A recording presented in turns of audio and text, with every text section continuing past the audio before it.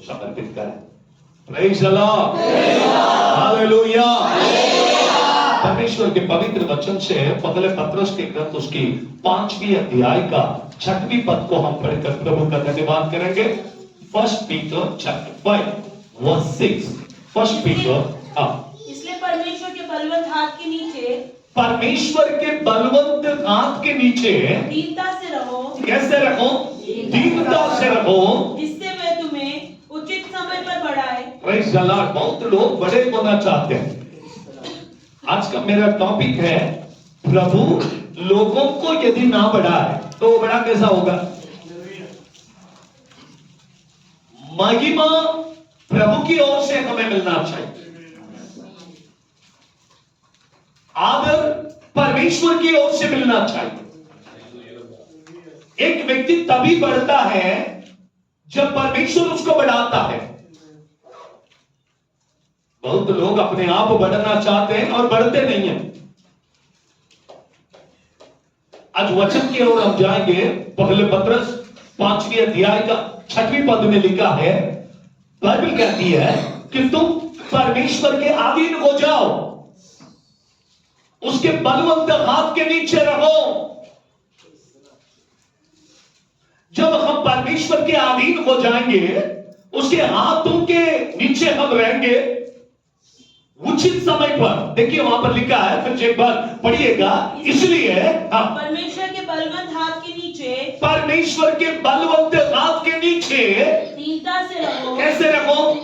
दीन हो जाओ, दीन हो जाओ। हाँ जी, आगे। इससे वो तुम्हें उचित समय पर बढ़ाए। इससे कि वो तुम्हें उचित मीन्स राइट टाइम। कौन सी समय में प्रभु बढ़ाएगा? आपके समय पे नहीं, आप जब सोचेंगे तब नहीं, आपको जब लगेगा तब नहीं। द राइट टाइम, उसका समय।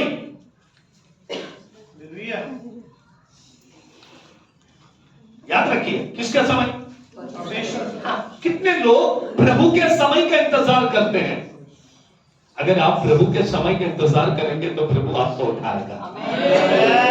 हालेलुया। अब समय की बात है, और जब भी वचन में लिखा है कि हर एक विषय के लिए एक समय रखा है। सूर्य उदय होने के लिए भी एक समय है, हस्त होने के लिए समय है, जन्म होने का समय है, मरण होने का समय है, हर चीज का एक समय है।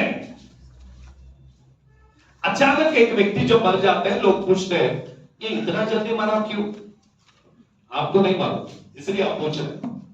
लेकिन वचन कहती है उसके लिए भी प्रभु ने एक निर्धारित समय रखा हुआ है। टाइम हमें नहीं मालूम। भजनकर्ता कहता, प्रभु मुझे मेरे दिन को गिनना सिखा, कि मुझे मालूम हो कि मेरे दिन कितने हैं। और जो प्रभु में हैं उनको उनके दिन मालूम होते हैं कि वो कितने दिन रहने वाले हैं। और बहुत सारे लोग जो प्रभु में नहीं है उनको नहीं मालूम, लेकिन जो प्रभु में है उनको मालूम है कि हमारे दिन कितने हैं। हालेलुया।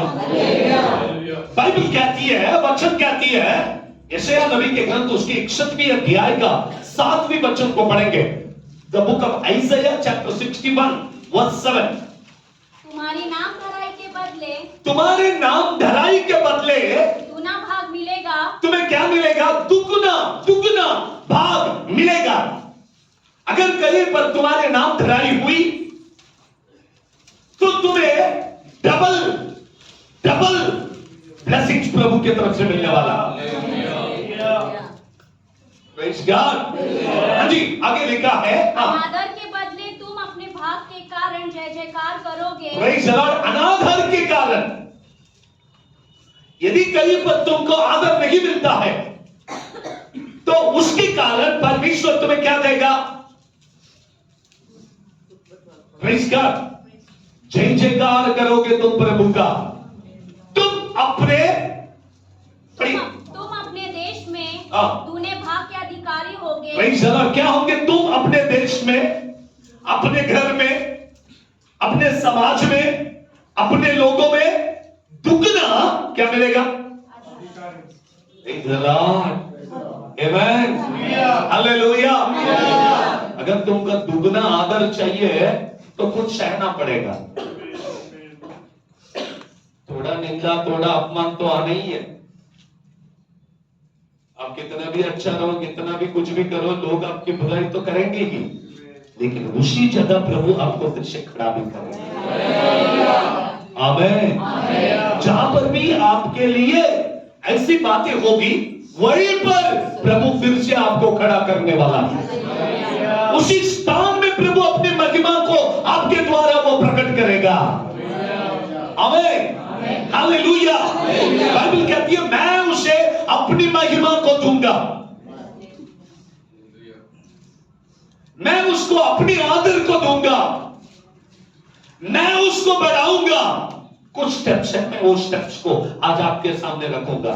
कुछ स्टेप्स मैंने आप लोगों के लिए लेकर आया हूं कि एक व्यक्ति आदर के पात्र होने के लिए, एक व्यक्ति ऊंचे स्थान में प्रभु लेकर जाने के लिए, एक व्यक्ति को परमेश्वर अपनी महिमा देने के लिए उसके अंदर कुछ क्वालिटीज होना चाहिए। उन बातों को आज मैं आपके पास लेकर आया हूं। आइए पढ़ेंगे नीति वचन में से एक वचन को पढ़कर आप प्रभु का धन्यवाद करें। नीति वचन 15वें अध्याय का 33वीं पद को पढ़े। 33 15 का 33। यहोवा के भय मानने से शिक्षा प्राप्त होती है। क्या होती है? यहोवा का भय मानने से शिक्षा प्राप्त होती है और महिमा से पहले नम्रता आती है। नम्रता आती है। देखिए, एक व्यक्ति को यदि महिमा चाहिए तो वो व्यक्ति के पास में पहले क्या होना चाहिए? नम्रता। बोलिए, क्या होना चाहिए? महिमा से पहले नम्रता होती है। महिमा मतलब एक व्यक्ति आदर के पात्र हो, एक व्यक्ति ऊंचा व्यक्ति हो जिसको हम लोग आदर दें। हालेलुया। अगर आपको महिमा मिलना है, अगर आपको सबके सामने, प्रभु के सामने ऊंचे स्थान में आपको रहना है, तो आपके अंदर पहली चीज है नम्रता होनी चाहिए। आमीन। परमेश्वर ने यीशु मसीह को इतना ऊंचा कैसा बनाया? क्योंकि वो नम्र हो गया, इसलिए अपने सिंहासन पे बैठने का स्थान परमेश्वर ने उसको दिया। मेरे भाई, मेरे बहन, कोई भी योगी ऊंचे स्थान में नहीं जाता, योगी आदर को प्राप्त नहीं करता, योगी महिमा उसको नहीं मिलती। आपके पास नम्रता होनी चाहिए। आमीन। Praise the Lord. थोड़ा सा प्रोफेसी करने के लिए आगे, थोड़ा सा वचन के ज्ञान मिल गया, थोड़ा कुछ हो गया, तो देखिए नम्रता हमारे जीवन से निकल के चली जाती है। इतना ईगो मनुष्य में आ जाती है, वो बोलने की जरूरत नहीं है, आ जाती है। आपको बताने की जरूरत भी नहीं है। आप बोलेंगे नहीं नहीं मैं बहुत नम्र हूं, नो, ऑटोमेटिकली वो मनुष्य में तैयार होता है, वो तैयार होती है। मैंने पिछले बार हफ्ते में बताया, शैतान ने मुझसे बोला कि मैं तेरे से भी अच्छा प्रीच करता हूं। तब मुझे मालूम पड़ा कि मेरा प्रीचिंग ठीक नहीं है।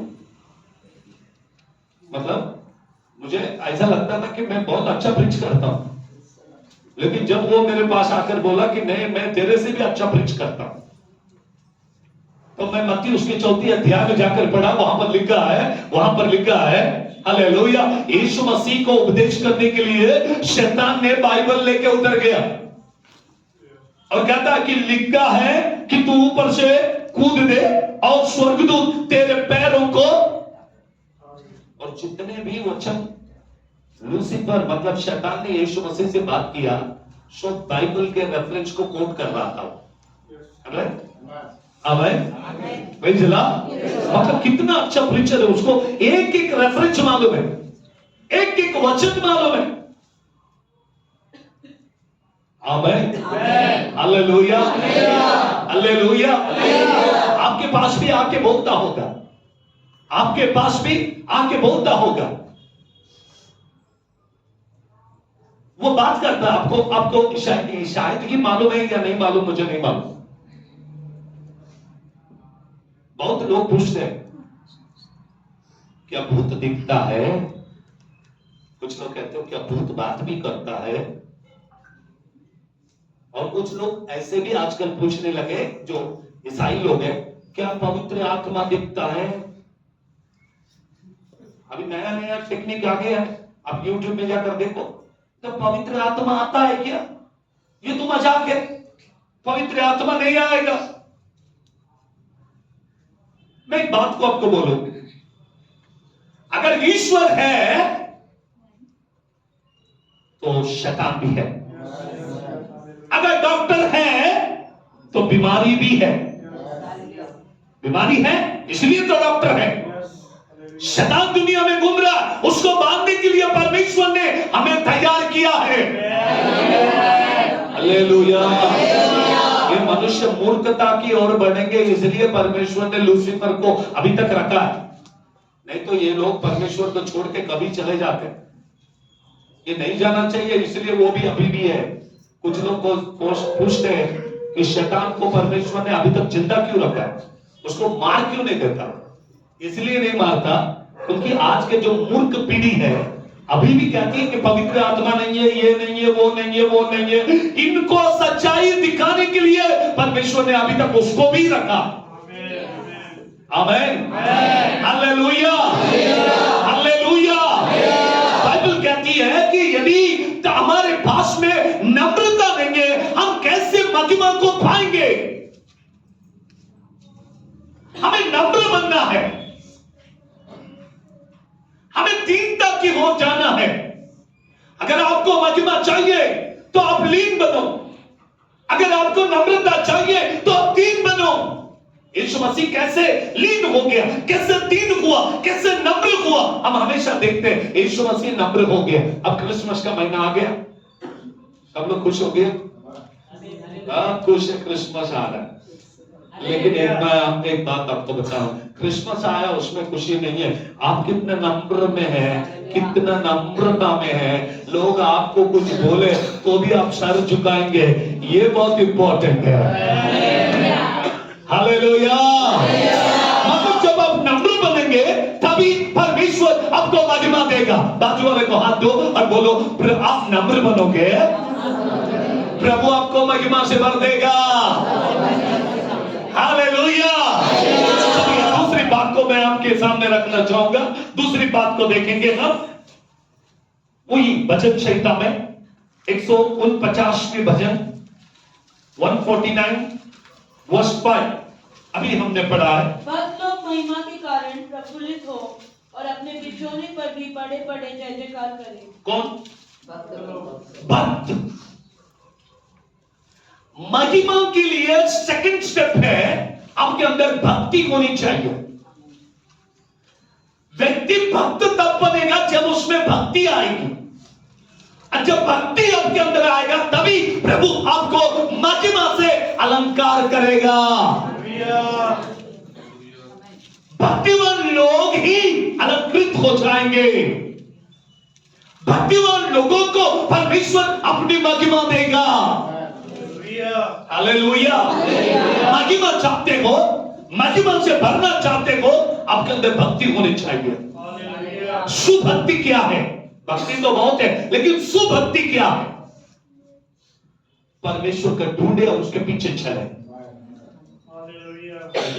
दुनिया में बहुत सारे लोग भक्ति करते हैं,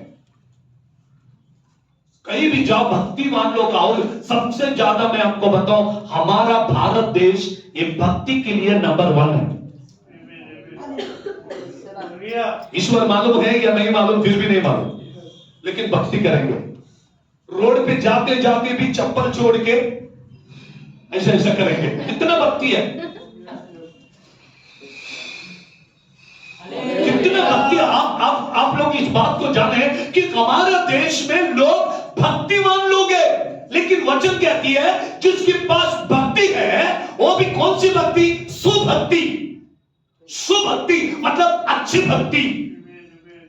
भक्ति तो सब करते, लेकिन अच्छी भक्ति कहां से होती है? मन से होती है। भक्ति का दूसरे कारण बताता। मूसा जब आग जल रही थी देखने के लिए आया, परमेश्वर ने कहा मूसा पहले अपने पैर में से जूते को उतार दे।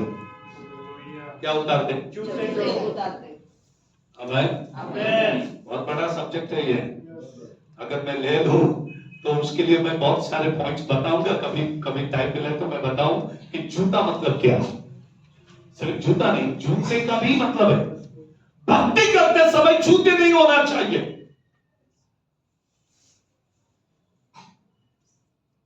अब साउथ में कहीं भी जाओ, अभी नया नया जो पीढ़ी आया उन लोग बूट पहन के वचन बता रहे हैं, न्यू जनरेशन साउथ में भी। लेकिन जो मैं चल के आया हूं हमारे पेंटिकोस्टल के इसमें, हम लोग स्टेज चढ़ने से पगले नीचे शूज छोड़कर स्टेज के ऊपर चला जाते हैं। स्टेज पे जूते पहन के कभी नहीं गए, वो चाहे कितना भी बड़ा स्टेज हो, कोई भी जूता पहन के नहीं जाता होता। आमीन। आजकल के मीटिंग में चेयर रखते ऊपर, लेकिन पगले पेंटिकोस्टल के हमारे स्टेज के ऊपर चेयर भी नहीं होता। नीचे सतरंजी डालते, सब पास्टर लोग भी ऊपर स्टेज पे जाते लेकिन घुटने पे बैठते थे। वो टाइम अलग था, आज का टाइम अलग है। लेकिन भक्ति करने वाले भारतीय लोगों को देखो, वो कोई भी मंदिर में जा तो अपने जूते को निकाल के रखते हैं। लेकिन ईसाई लोग भक्ति करते हैं, इनको एक टाई, एक कोट, एक बूट, उनका शटअप ऊपर से लेकर नीचे तक एक ही कलर का रंग होगा। अब इसको भक्ति बोलेंगे क्या क्या बोलेंगे मुझे नहीं मालूम, उनके नजरों में वो भक्ति होगा। लेकिन मैं आपको कहूं भक्ति वो सुभक्ति होनी चाहिए। हमें दिखने वाले लोगों को प्रसन्न नहीं करना है, हम दिखाई देने वाले परमेश्वर को प्रसन्न करना है। Hallelujah, praise the Lord. हमारी बातें वैसी होनी चाहिए, हमारी चाल वैसी हो। हम भक्ति के लिए आए तो हम भक्ति करने वाले लोग होना चाहिए। Praise the Lord, hallelujah. सुबह सुबह मंदिर में जाने वाले लोगों को देखो, वो किससे स्नान करके हाथ में थाली लेके मंदिर को जाते। किसको भक्ति कर रहे वो भी नहीं मालूम, लेकिन जा रहे। रास्ते में कोई मिला कुछ बोला तो जवाब नहीं देते, मुंह बंद करते। उनका टारगेट एक ही है कि मैं ईश्वर के पास जा रहा हूं, उसको कुछ तो भी बोलो, उससे पहले किससे बात नहीं करना। आप सर्वशक्तिमान परमेश्वर के भक्ति करने के लिए आए तो हमारा जीवन कैसा होना चाहिए। प्रभु आपको महिमा देने के लिए पहली बात को हमने देखा, नम्रता होनी चाहिए। दूसरी बात, परमेश्वर हमें महिमा से भरने के लिए हमारे पास भक्ति होनी चाहिए। Praise the Lord, hallelujah. सच्ची भक्ति स्वर्ग को नीचे उतर के लेकर आती है। सच्ची भक्ति किसको लेकर आती है नीचे? हाँ, हालेलुया। सच्ची आराधना स्वर्ग को इस बिल्डिंग में उतार के लेकर आएगी। मेरे आने की भी आवश्यकता नहीं, मेरे आने से पगले लोग नीचे गिर के तड़पते रहेंगे, दुष्ट आत्मा बाहर निकलेगी। आपकी भक्ति में ताकत होना चाहिए, आपके आराधना में ताकत होना चाहिए, आपके बोली में ताकत होना चाहिए, आपके सोच में ताकत होना चाहिए। आप जब प्रभु को सरेंडर हो जाएंगे, प्रभु अद्भुत काम करना आरंभ करेगा। ये भक्ति है, ये भक्ति है। आमीन, hallelujah, hallelujah, praise the Lord. तीसरी बात को देखेंगे, वचन में लिखी हुई है। तीसरी बात को हम देखेंगे नीति वचन तीसरी अध्याय का 35वें पद। तीसरी अध्याय का 35वें पद, नीति वचन, Proverbs chapter 3 verse 35। ज्ञानी वैभवाची वतनदार होते, पण मूर्ख लज्जेची गळती पावते। तीसरी बात बुद्धिमान महिमा को पाएंगे। बुद्धिमान व्यक्ति क्या पाएंगे? महिमा को पाएंगे। निर्बुद्धि लोग महिमा नहीं पाएंगे। आज का मेरा सब्जेक्ट है, आपको महिमा कैसे मिलने वाला भाई? आपको महिमा चाहिए तो पहले नम्रता चाहिए, आपको महिमा चाहिए तो भक्ति चाहिए, तीसरी बात, आपको महिमा चाहिए तो आप बुद्धिमान होना चाहिए। बुद्धि कहां से आती है मालूम है? नीति वचन पहले अध्याय के 5वें पद में लिखा है, यदि किसके पास नहीं है तो ज्ञान की कमी है तो वो परमेश्वर से मांगे। दूसरी बात लिखा है, परमेश्वर का भय बुद्धि का कारण है। बोलेंगे परमेश्वर का भय बुद्धि का कारण है। और बहुत सारे लोगों के पास में क्या नहीं है? परमेश्वर का भय नहीं है, इसलिए बुद्धि नहीं है। मैं आपको कुछ डिफरेंस बताना चाहता हूं, ज्ञान और बुद्धि में फर्क क्या है। बहुत सारे लोग के पास ज्ञान है लेकिन उसको इस्तेमाल करने के लिए बुद्धि नहीं है। इसलिए बाइबल में दोनों बात लिखा है। अब देखिए वचन में, जब पवित्र आत्मा का 9 दान है, 9 दान, पवित्र आत्मा का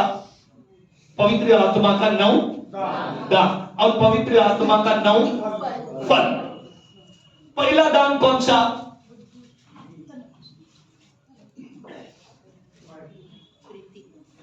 मुझे मत बोलो बाइबल, आपका पास बाइबल है वो देखो और बोलो जरा।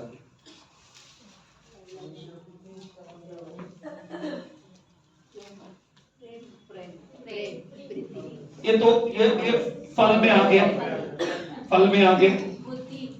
हाँ कौन से इसमें? इधर देख के बोल रहे ये क्या है? हाँ मैंने जानबूझ के लगाया वो सब। इधर 9 फल भी है, 9 दान भी है चर्च में। अगर किसको समझ में आए, चर्च में चारों तरफ घूमेंगे तो आपको 9 फल भी दिखेगा और 9 दान भी दिखेंगे। हालेलुया। पहले तो दान है, उसके बाद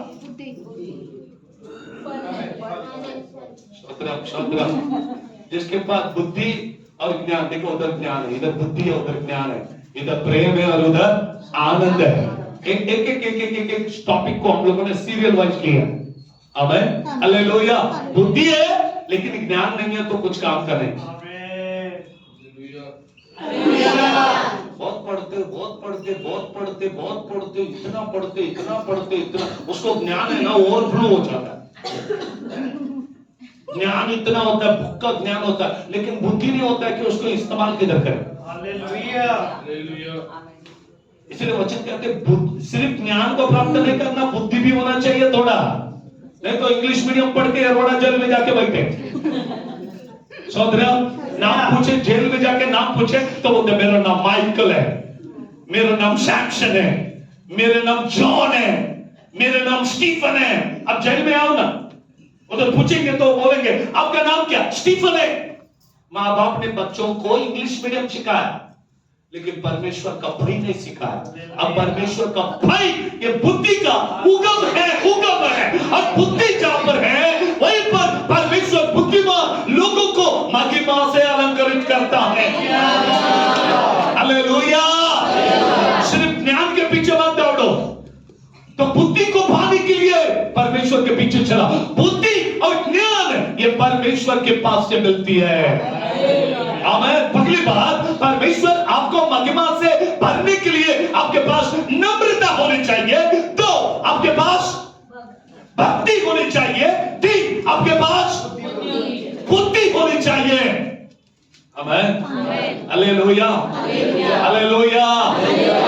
25वें अध्याय में मत्ती में यीशु मसीह कुछ बातों को बता रहा है। वहां पर कितने लोग हैं? 10। 5 लोग बुद्धिमान, 5 मूर्ख मतलब बुद्धिहीन। कुछ अच्छे हैं आप कुछ, लेकिन स्टार्टिंग में इन लोग को ऐसा नहीं लिखा स्वर्ग के राज 10 कुंवारियों के समान है, ऐसा लिखा। और वो 10 कुंवारी में 5 बुद्धिहीन भी है, मूर्ख भी है। पूरा का पूरा लोग ज्ञानी है ऐसा नहीं लिखा। आज इसलिए कलीसिया में कुछ मूर्ख भी होते हैं और कुछ अच्छे लोग भी होते हैं। हम बोलेंगे हालेलुया। हम अपने आप को परख के देखना है कि मैं किधर हूं। मैं इनके ग्रुप में कि इनके ग्रुप में। आप ही सोच लो ग्रुप कौन सा है। मैं ये सोच बुद्धिमान के ग्रुप में रहोगे तो बुद्धि पाओगे, निर्बुद्धि लोगों के साथ में रहोगे तो निर्बुद्धि आपके अंदर आ जाएगी। इसलिए किनके ग्रुप में होना चाहिए? आमेन। तेलुगु में अच्छा गीत है, तेलुगु में मेरे पिताजी हमेशा गाते थे, ఏ గుంపులో నవ్వున్నావు ఎరిగి తెలుసుకో, गुरी तेरी తెలుసుకో। मतलब कौन से झुंड में हो, अपने आप को पहचान लो, ये झुंड में हो कि वो झुंड में। उठाए दिया जाने वाले लोगों के बीच में हम होना चाहिए, भीड़ में नहीं होना चाहिए। भीड़ स्वर्ग में जाएगी ऐसा नहीं लिखा, बहुत लोग स्वर्ग में जाएंगे ऐसा नहीं लिखा, लेकिन उठाए दिए जाने वाले वो कब होंगे, उनके बीच में हम होना चाहिए। हालेलुया। परमेश्वर आपको महिमा से भरने वाला है। परमेश्वर एक एक व्यक्ति को इंडिविजुअली अपनी महिमा देने वाला है। ये लास्ट डेज है, पता नहीं प्रभु किसको कहां पर कैसा इस्तेमाल करेगा, प्रभु किसको खड़ा करेगा मालूम नहीं है। लेकिन मुझे यही कहना है कि यदि आपको परमेश्वर की महिमा चाहिए तो आपको बुद्धिमान बनना पड़ेगा, आपको पहचानना पड़ेगा कि कौन सी बात प्रभु की ओर से है और कौन सी प्रभु की ओर से नहीं है। मैंने पिछले बार कहा कि मैं 21 दिन के उपवास में जब बैठा था तो लूसीफर उतर के आया मेरे पास और मेरे से बात करने लगा। नडे नगर में खालेवाड़ी में हमारा चर्च था, नदी के बाजू में। मैं हर दिन वहां जाके बैठता था फास्टिंग में, 21 दिन का फास्टिंग था। लास्ट डेज के अंदर मैं चर्च में बैठा, वो मेरे बाजू में आकर मुझसे कहने लगा कि मैं तेरे से भी अच्छा प्रचारक हूं। कैसा लगा होगा मुझे बोलो, मेरे से आके बात कर रहा है, मतलब वो डायरेक्टली मुझे पॉइंट आउट कर रहा है, कहता है कि मैं तेरे से भी अच्छा प्रचार करता हूं। तो मैंने कहा ठीक है, करता होगा। पता है सेकंड बात उसने मुझसे क्या कहा, मैं तेरे से भी अच्छा गाता हूं। कभी कभी मुझे ऐसा लगता है कि मैं बहुत अच्छा प्रचार करता हूं, कभी कभी मुझे ऐसा लगता है कि मैं हर लैंग्वेज के गीत गाता हूं। कोई भी लैंग्वेज बोलो, मैं ऐसे कभी नहीं सोचता हूं कि ये भाषा है वो भाषा है। मैं भोजपुरी भी गाता हूं। Amen, hallelujah. Praise the Lord. लबानी लोगों के गीत भी गाता हूं, लबानी लोगों के बीच में गया तो उनके भी गीत गाता हूं, बंजारा गीत। आमीन, हालेलुया। स्वर्ग कच्छको अच्छो जगो मारो येसु रचे वचे, ये बंजारा गीत है। अगर बंजारा लोगों में जाए तो बंजारा गीत भी गाना चाहिए, इसलिए वो भी सीखा, ये भी सीखा, सब सीखा। लेकिन लूसीफर ने मुझसे बोला, अरे मैं तेरे से भी अच्छा गाता हूं। मैं कंफ्यूज हो गया। एक तो बोला कि बहुत अच्छा प्रचार करता हूं, कि मैं कहीं भी जाता हूं तो लोग मुझसे क्या कहते हैं, मानो पास्टर साहब आपका प्रीचिंग स्टाइल बहुत भारी है, आपका प्रीचिंग स्टाइल से हम लोग अट्रैक्ट होते हैं आपके पास। लेकिन यह मुझसे कहता कि मैं तेरे से भी अच्छा प्रचारक हूं। अभी तक लोग मुझे बोल रहे थे कि आप अच्छा प्रचार करते, लेकिन लूसीफर कहता है कि नहीं, मैं आपसे अच्छा प्रचारक हूं। सेकंड बात बोला, मैं आपसे भी अच्छा गाता हूं। तीसरी बात बोलने के लिए उसके पास कुछ था नहीं, तो पवित्र आत्मा ने मुझसे कहा, इसको बोल मेरे साथ एक 3-4 घंटे घुटने पे बैठ के प्रार्थना कर। मैंने उसको बोला, आ जा मेरे बाजू में बैठ, हम दोनों मिलके घुटने पे 3-4 घंटा प्रभु का धन्यवाद करेंगे। उसने कहा ये नहीं आता मुझे, मैं घुटने पे नहीं बैठ सकता, क्योंकि नम्रता उसके अंदर है नहीं। गाने को बोलेंगे तो घंटे घंटे गाएगा, वचन बोलने को बोले तो अच्छा अच्छा प्रचार करेगा, लेकिन घुटने पे बैठ के प्रभु की महिमा नहीं करेगा। चर्च इधर फेल है, चर्च इधर फेल है, चर्च इधर फेल है। कोई भी बड़े बड़े चर्च में जाओ, सबके पास आपको प्रचार मिलेगा, सबके पास आपको गीत मिलेगा, लेकिन घुटनों की प्रार्थना आज कलीसिया में नहीं है। और जिसके पास घुटने की प्रार्थना, प्रभु उसको आदर करता है, प्रभु उसको उठाता है, प्रभु उसको महिमा देता है। आमीन, आमीन, हालेलुया। चलिए चौथी बात को देखेंगे, चौथी बात को देखेंगे। वचन में लिखा हुआ है, नीति वचन 19वीं अध्याय के 11वीं पद, Proverbs chapter 19 verse 11। जो मनुष्य बुद्धि से चलता है, जो मनुष्य बुद्धि से चलता है, वह विलंब से क्रोध करता है, वो विलंब से क्रोध करता है, और अपराध को भुलाना उसको शोभा देता है। आमीन, हालेलुया। हाँ जी, हाँ, praise God. Any other language, दूसरी भाषा में पढ़िए। नीति वचन 19वीं अध्याय का 11। विवेकाने मनुष्य मंदक्रोध होतो, हाँ, अपराधाची गय करणे त्याला भूषण आहे। आमीन, हालेलुया, प्रेज द लॉर्ड। फिर से पढ़ी, फिर से पढ़ी।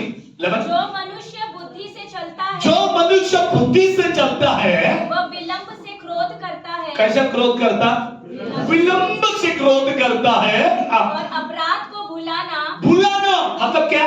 मेरा बाइबल में, इसलिए कभी कभी मैं कंफ्यूज होता हूं, मेरा बाइबल में लिखा है जो क्षमा करता है, हाँ, अपराध को भुलाना उसको शोभा देता है। आमीन, उसी को परमेश्वर शोभा से परिपूर्ण करेगा जो अपराध को भुला देगा।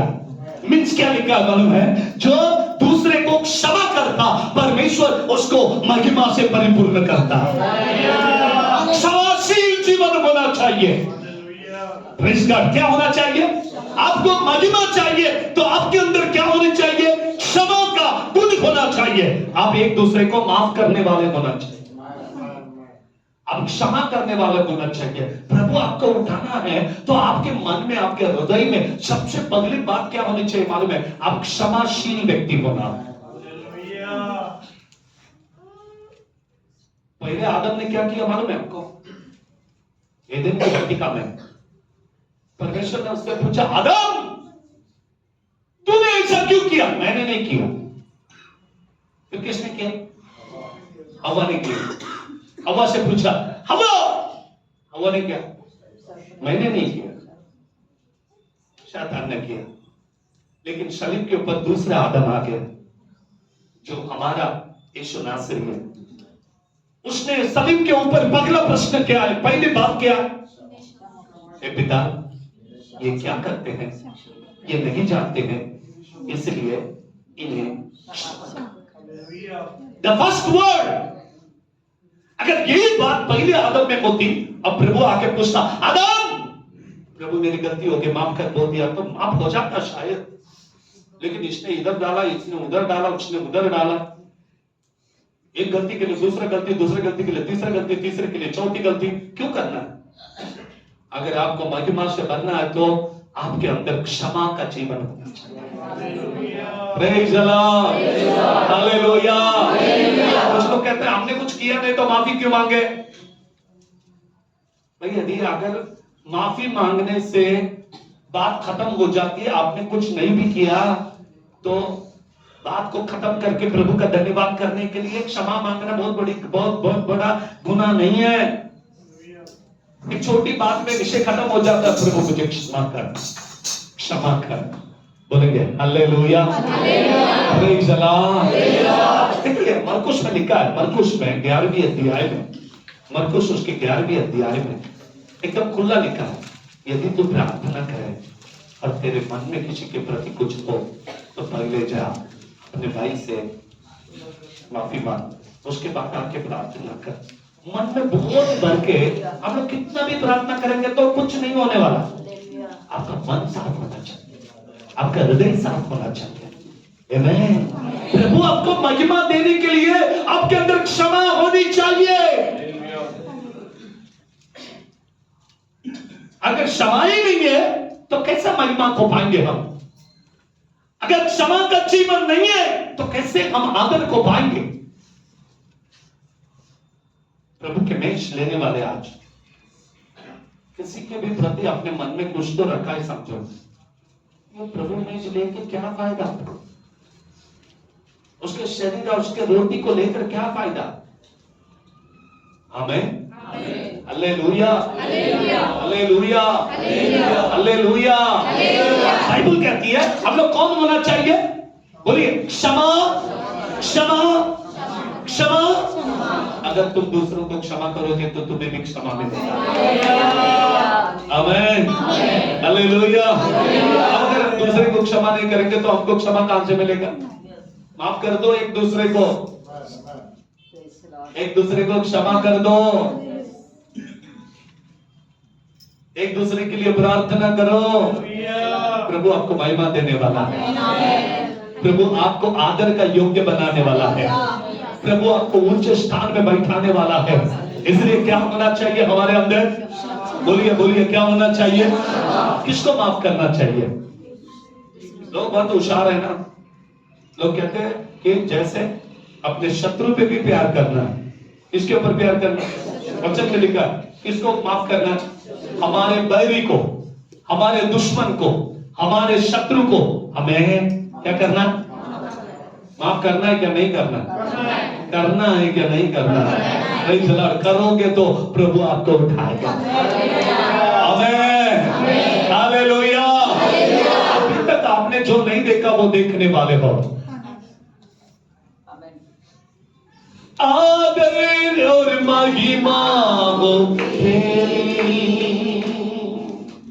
आदर और महिमा हो तेरी। और प्रभु उसके स्थान में आपको बैठाने वाला है। जानते हो क्या लिखा है बुक ऑफ रेवलेशन में?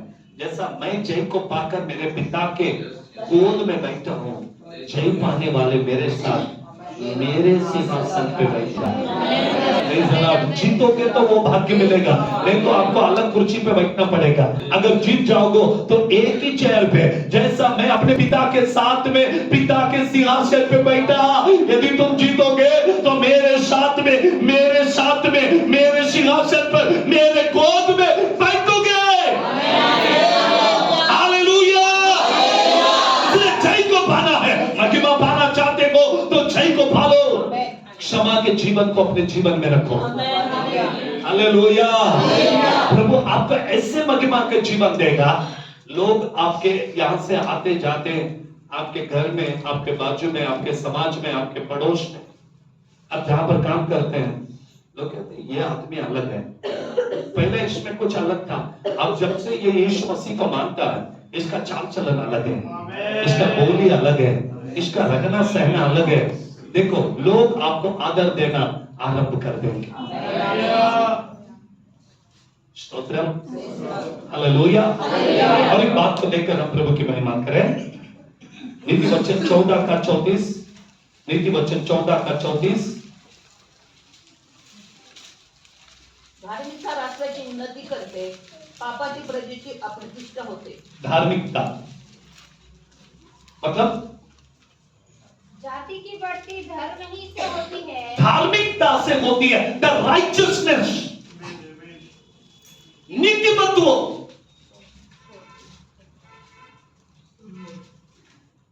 मैं पहले जब सेवा में आया तो एरोडा में काले पास्टर बोलते थे, एरोडा। उनके साथ में लूना में जाता, मैं लूना, उनके पास एक लूना था, साइकिल पैडल मार के लूना चालू, उसको लेके मैं वागोली तक जाते थे हम लोग उसके साथ। तो वो मुझे बोलते आज लोकांमध्ये नीतिमत्ता नहीं रहेगा। और मुझे, मैं आपको बोलूं, मराठी में नीतिमत्ता बिल्कुल समझता नहीं था मुझे। वो हमेशा नीतिमत्ता बिगड़ले, ये क्या बिगड़ा मालूम नहीं, फिर भी कभी समझ तो नहीं आती मेरे को, फिर भी मैं उसको बोलता बरे, लेकिन क्या बरे वही नहीं मालूम। एक दिन हम लोग बैठे तो मैं पास्टर को पूछा, पास्टर नीतिमत्ता म्हणजे काय? फिर उसने मुझे समझाया। तब तक मुझे ये नीतिमत्ता क्या है मालूम नहीं। मराठी वर्ड है, मैं कुछ कुछ बहुत बहुत धीमे धीमे सीखा हूं, बहुत टफ होता है, लेकिन प्रभु में आने के बाद सब बातों को प्रभु ने आसान बना दिया। मतलब नीतिमत्ता बिगड़ले म्हणजे काय, मेरे को नहीं समझता था। म्हणजे लोग धर्मी नहीं है, सच्चे नहीं है, वफादार नहीं है, ये कहना है उनका। आमीन। आज भी आप देखिए प्रभु के लोगों में भी, आपके साथ में रखने वाले लोग भी इतना वफादार नहीं है। हम तो धर्मी नहीं थे, लेकिन सेंट में तो उसके लहू के द्वारा उसने धर्मी ठहराया। रोमियो के पत्र में लिखा, उसने उसके लहू के द्वारा हमें धर्मी ठहराया। हम धर्मी नहीं थे, हम अधर्मी थे। आमीन। अगर महिमा को पाना चाहते हो तो धर्मी बनना पड़ेगा महिमा। और कोई भी व्यक्ति डायरेक्टली धर्मी नहीं बनता। धर्मी बनने के लिए यीशु का लहू उसे धोकर शुद्ध करेगा, पाप को निकाल देगा, दोष को निकाल देगा, हर बीमारी को निकाल देगा, हर बातों को निकाल देगा। उसके बाद वो व्यक्ति धर्मी ठहरता है सिर्फ यीशु के लहू के द्वारा। बोले किसके द्वारा धर्मी ठहरता है एक व्यक्ति? इसलिए तो आज मेज लेने के लिए आए हम लोग। यीशु का लहू के द्वारा एक व्यक्ति धर्मी बनेगा। यीशु के लहू के द्वारा एक व्यक्ति प्रभु के राज्य में जाने का वारिस बनता है। यीशु के लहू में वो ताकत है, यीशु के लहू में वो आजादी है कि हमें वो धर्मी बनाता है। हम लोग पहले अधर्मी थे, अभी हम लोग कौन है?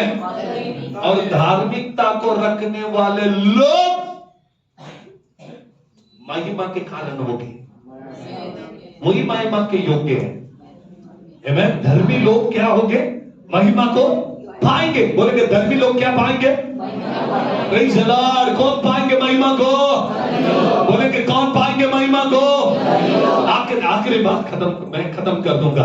आखिरी एक बात को आपको बताकर हम प्रभु के पवित्र वचन की तरफ जाएंगे। नीति वचन 13 का 18। नीति वचन 13 का 18।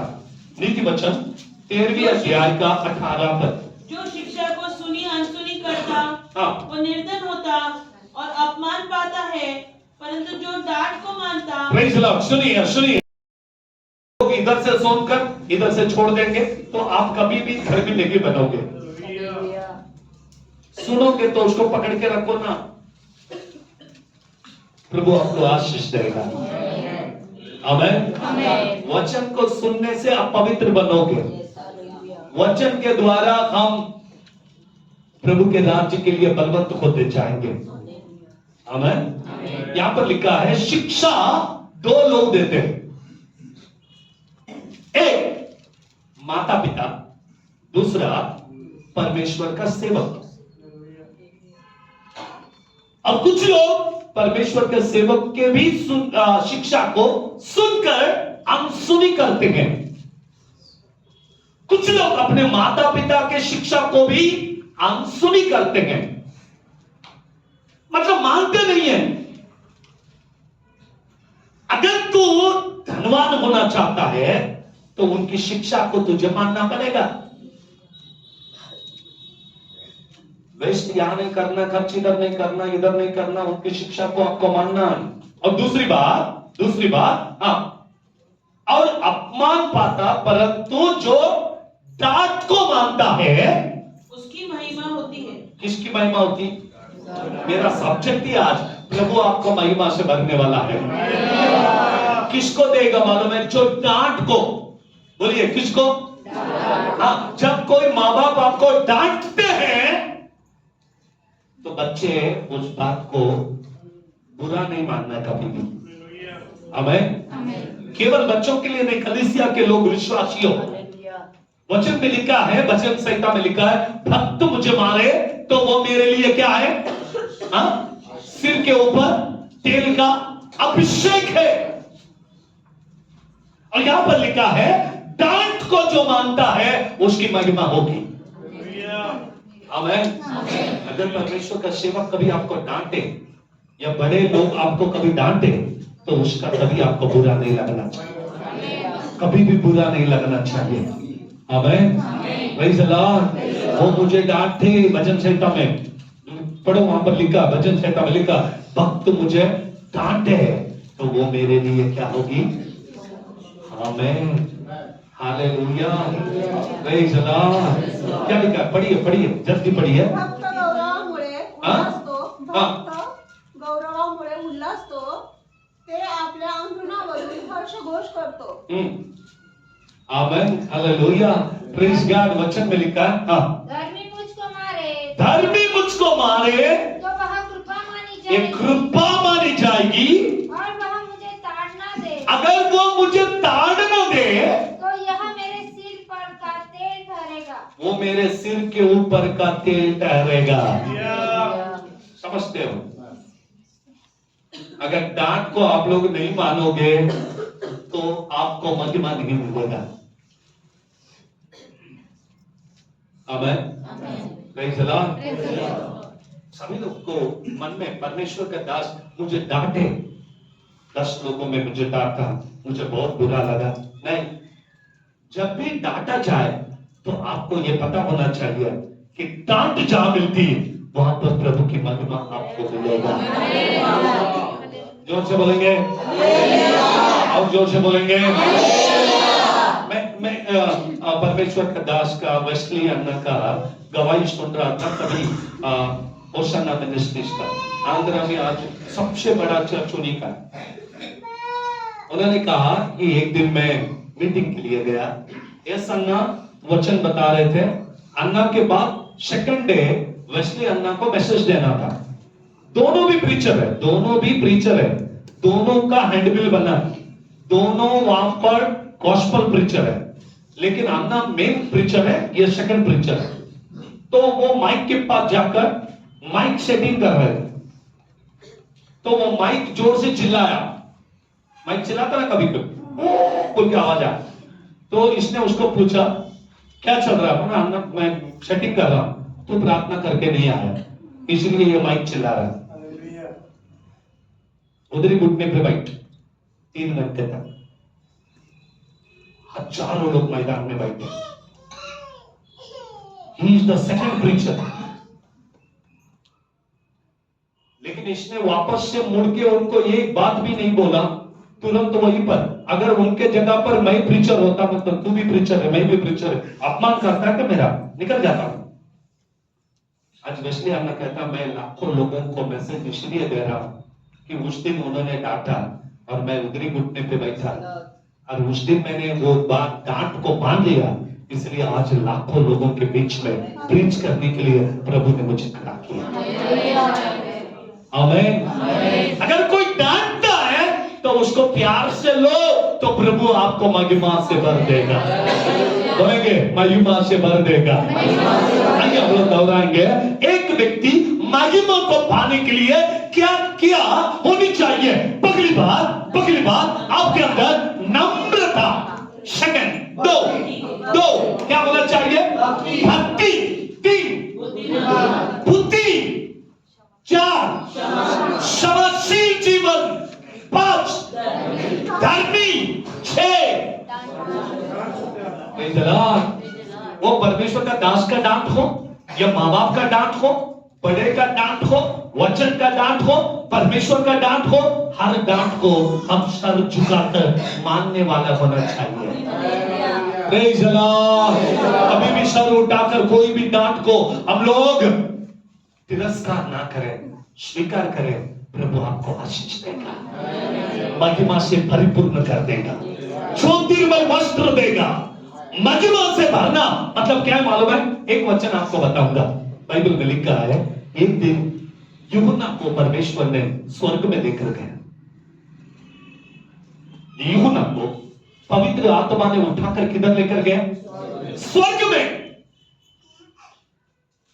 और कुछ लोग वहां से सफेद कपड़े पहन के आ रहे थे।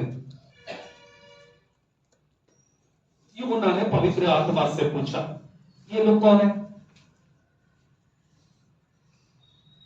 तो पवित्र आत्मा ने कहा, ये वे लोग हैं जिन्होंने मेमने के लहू में अपने कपड़े धोकर आए हैं।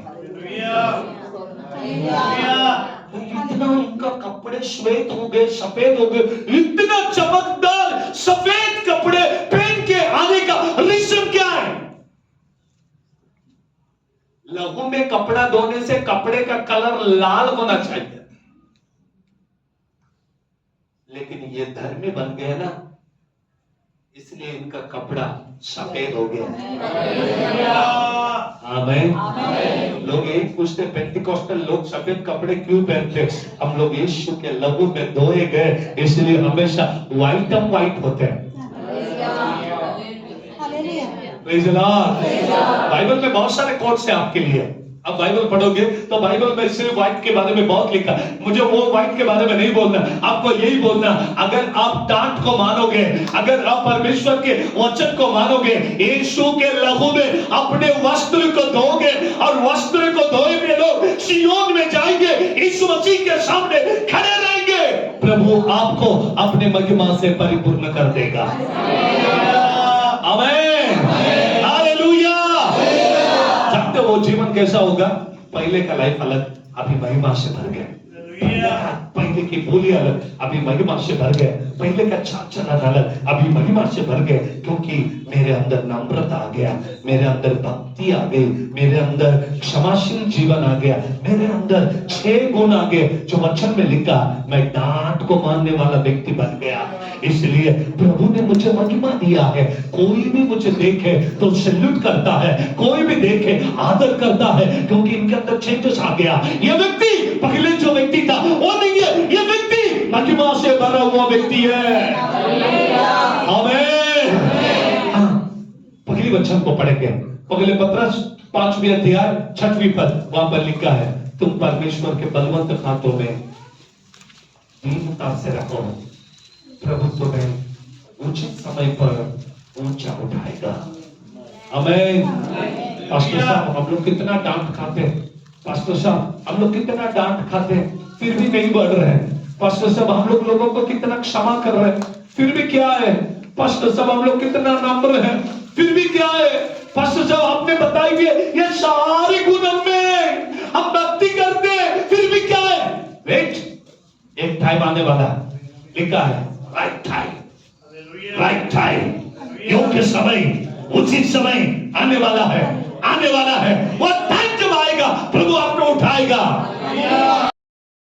कभी मिलने वाला, बोलेंगे कभी मिलने वाला। पास्टर साहब कितना तकलीफ है, पास्टर साहब कितना तकलीफ है, कितने दिन से आप लोग घुटने पे बैठे, कितना फास्टिंग कर रहे हैं, कब होगा? राइट टाइम आने वाला है। अब बोले प्रभु वो टाइम कब आने वाला है मेरे जीवन के लिए? वो समय कभी है? राइट टाइम आएगा, आपके जीवन के सारे समस्या निकल जाए, आपको खड़ा करेगा। राइट टाइम आएगा, प्रभु आपके जीवन में बड़े बड़े काम करेगा। आमीन। उचित समय के लिए प्रार्थना करो, उचित समय के लिए प्रभु के पास जाओ, आपको प्रभु महिमा से युक्त करेगा, आप महिमा से युक्त करेगा और उसके राज्य के लिए लेकर जाएगा। आमीन, आमीन।